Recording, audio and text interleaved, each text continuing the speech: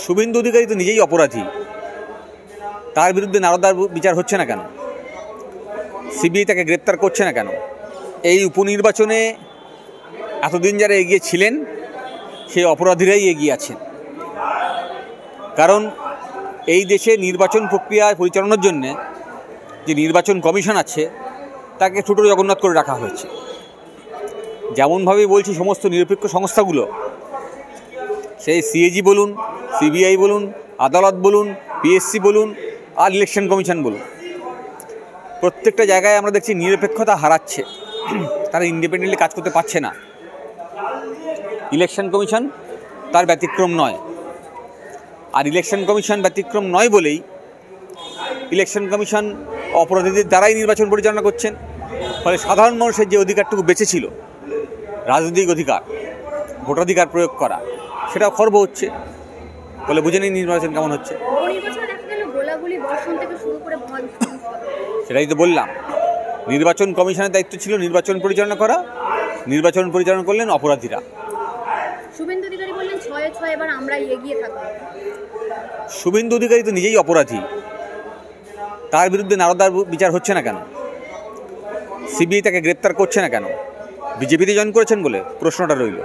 অন্যদিক থেকে মিঠুন চক্রবর্তী তো নানা রকম উস্কানিমূলক বক্তব্য দিচ্ছেন। দুর্ভাগ্যের, মিঠুন চক্রবর্তী তার নিজের যোগ্যতায় তিনি নিজে জায়গা করেছেন অভিনয় জগতের মধ্যে। তিনি তার খ্যাতি ভারতবর্ষের সবাই স্বীকার করে। ক্ষুদ্র রাজনৈতিক বাসনায় এই যে ধরনের বক্তব্য উনি দিচ্ছেন তা আসলে দেশের সংবিধান বিরোধী। সংবিধান যে সেকুলারিজমের কথা বলে তার বিরোধী। আমি চাই ওনার সম্বিত ফিরুক।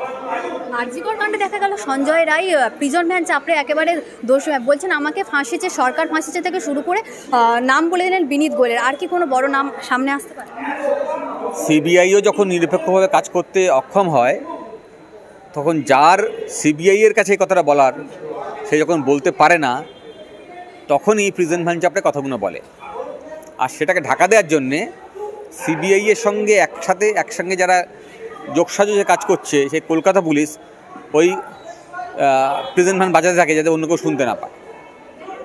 প্রথমে অপরাধীদের আড়াল করা, আর তারপরে যখন কেউ বলতে চায় তখন চাপড়ে সেটাকে ঢাকা দেওয়ার চেষ্টা করে। একসময় এর আগেও একজন প্রিজন ভ্যান চাপড়ে ছিল, এরকম একটা নামটা করতে বলবেন না, তিনি তৃণমূলেও এখন আর জায়গা পান না, কিন্তু তার পথ সরে গেছে। হ্যাঁ, পথ ফিরিয়েও দিয়েছে। আচ্ছা, কবে ওদের পথ ফেরায় আর কবে পথ চলে যায় আমি জানি না। হ্যাঁ, তবে উনি নিজেও কদিন পর থাকবেন কিনা জানি না, ডিপেন্ড করছে কোন লবিতে আছে। হ্যাঁ, এখন নাকি ঘুরছে এবি আর এমবি, আমি জানি না কী সব আছে, সব রাস্তায় ঘুরছে, তার উপর ডিপেন্ড করছে।